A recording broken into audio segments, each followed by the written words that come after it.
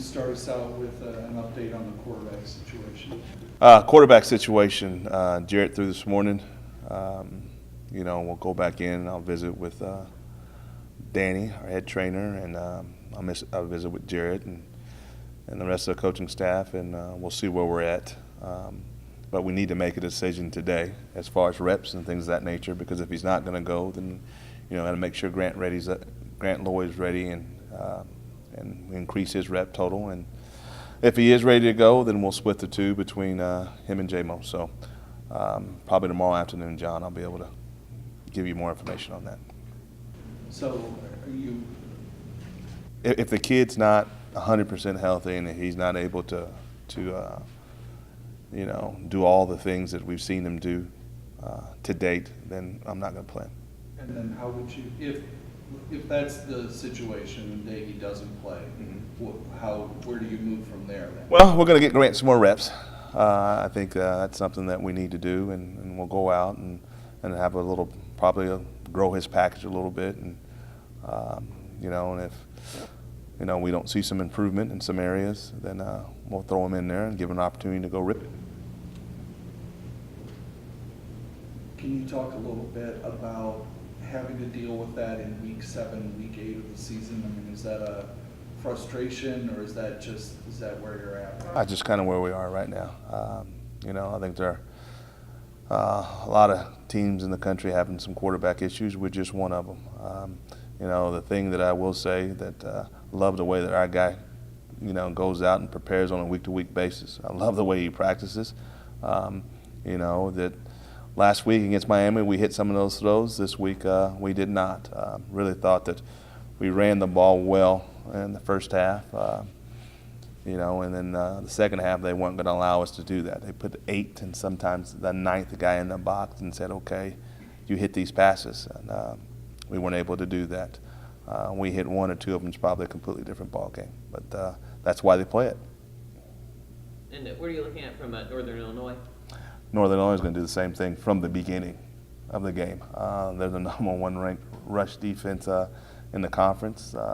They want to stop the run, and if 6 guys aren't stopping the run, they're going to put a 7th. If 7th aren't stopping the run, they're going to put an 8th, and it's going to happen in the first quarter. So got a good idea what we're going to get from them. We just got to go out and execute. When you know you're going into a week and you have to throw the football against a team like this, are you worried about putting more pressure on a quarterback that's turned the football over, that's struggled a little bit? Are you worried about that? Well, it's always a worry and always a concern, because that's how you get beat.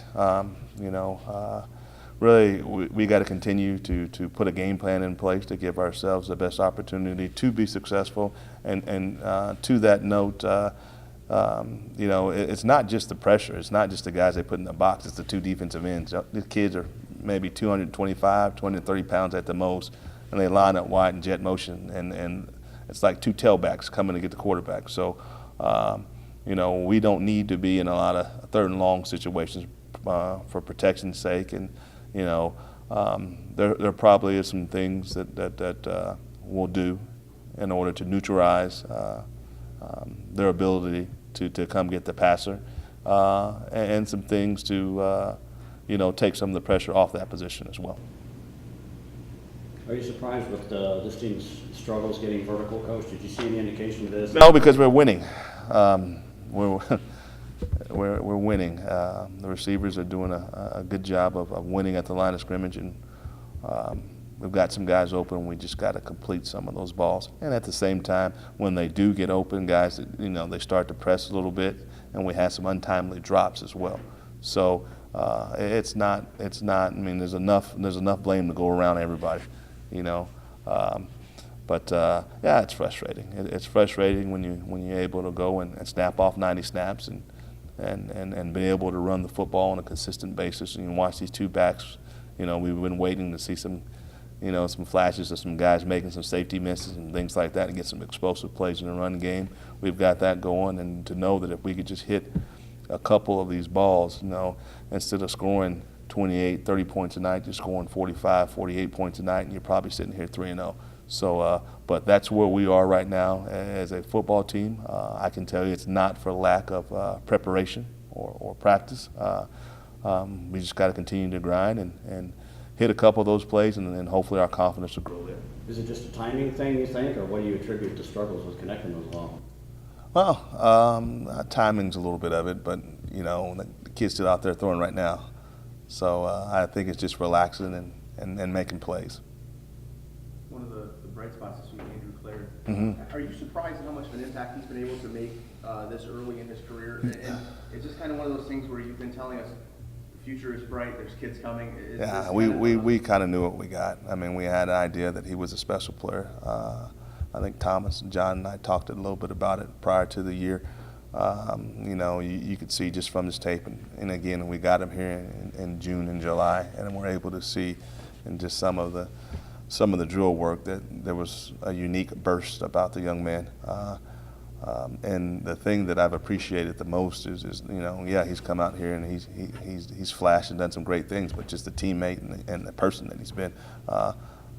You know, he's definitely somebody that you want to build a program around. So he's definitely a special player. I look forward to watching him continue to grow and continue to develop. But we need to work on ball security.